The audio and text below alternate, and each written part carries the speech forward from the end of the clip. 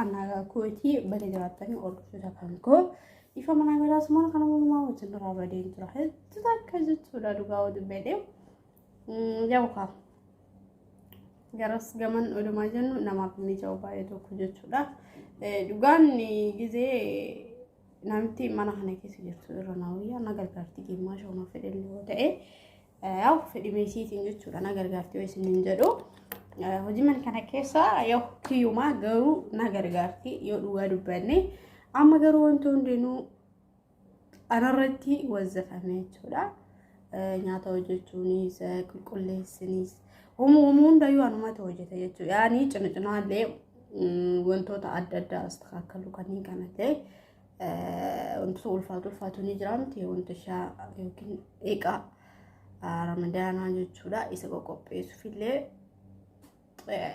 يعني ونوندا والمرتي نراتي فرحتي يجتو أما مرافو أروانين كبدي في مهندس نفكاتي بيكينتي يوكينمو بيكين يوكا قالوا تأي وانت هوجيتهم تندوتوكو كبدي سني دفيدتو أولني سني مهالينيو وانت وان كان راهوجيتهم كنا أسامبو سارة يجتو هوجيتهم أسامبو سارة هوجيتهم كماليني akka biyya keenyatti ittiin isinitti himaa jira. Fakkeenya wantoonni tokko tokko biyya keenya hin jiru nama jirutu jira waan ta'eef jechuudha. Garuu immoo karaa salphaatti waan biyya keenya irraa ta'e arceerraallee ni hojjetama duqeetirraallee jechuudha. Maashiniidhaan kan haphii maashinii sanarraa akkasumas hojjetanii inni lamaffaan immoo wanta ani itti gochuuf deemu amma maalinni isinitti agarsiisaa jechuudha. Kana mana anama jiraadhu kan keessatti ijoolleen hoomuu hin nyaatu. Nyaatellee ana namitti naadha mana kanaa guddoo jechuudha. Bas hoomuu nyaatu namni biraa waan nama gubu mana kana keessatti ijoolleellee hatta mucayyoon durbaa guddoon hin jirti hin nyaattu jechuudha. Garuu ani een dhufeen hojjechuu deema haadha namitti itti jira haa gizee hunda haadha namitti natti himaa jechuudha. Naaf hojjedhette siilleen garuu as hin jirtu biyya biraa jirti nufti ganaa jechuudha. Nama kan fana dambeeni garuu niin dhufti isiin garuu naaf hojjedhete na dhaamte isi qaafa na dhaamte turte waan garuu dhumaarratti hojjechaa jira kaamana kana ijoollees fixee hundumaa qopheessee jechuudha. Amma garuu kan inni hojjechaa jiru kan isiitiin hojjechaa jira jechuudha. Waan inni itti godhee afaan isiritti hima yeroo sirriitti misaas hojjechaa waa hundaa hojjechaa walirratti viidiyoo waraabuun abadan natti hin tolu. Ijoollee mana kana keessa yaati waan ta'eef naaf hin mijaa'u jechuudha. Walirratti waan itti godhee kana jedhee jechuudha.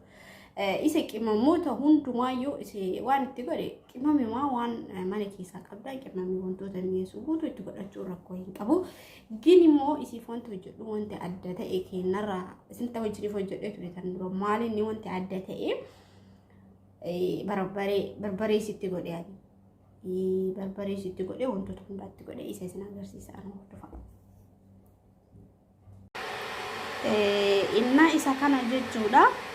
Isa kana maalitti godhe isinitti himu kaarotii dinnichaa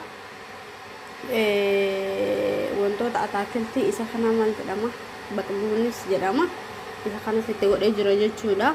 Kanas innuma beeytanii bazeellaa jedhama akka arbifaatitti kun immoo dinnichaa kunniin kaarotii wanti hundinuu waan ataakiltiidha yaani wanta biyya keenya keessa jiru jechuudha. Biyya keenya keessatti dhugaa wanti kun hojjetamuu hin danda'ama baay'ee ariifidha. Barbarees wantoota adda addaa itti godhee jira jechuudha. Hundaa qimamii wantoota hundaa itti godhee jira. Yeroo isinitti garuu viidiyoo isin waraabu naaf mijaa'uu dide jechuudha. Yaani baay'een jaaladhe yaani jechuudha xaamii isaa jechuudha. Baay'ee tokko des nama jedha. Dhugaa biyya keenya keessatti fayyadamuun baay'ee ariifidha. Amma namni tokko biyya keenya keessatti wantoota akkana kan hojjetu hin ulfaatu. Biyya keenya keessatti garuu baay'inni kan irraa hojjetamu maayini misira jechuudha kan inni irraa hojjetamu wantuma hunda osoo itti godhamu geen misira irraa hojjetama. Yaa wantoota akkana kanneen kanarrallee hojjetuun hin danda'ama biyya keenyas jechuudha. Warra akka tasaa biyya keessaa waliin daawwatan nama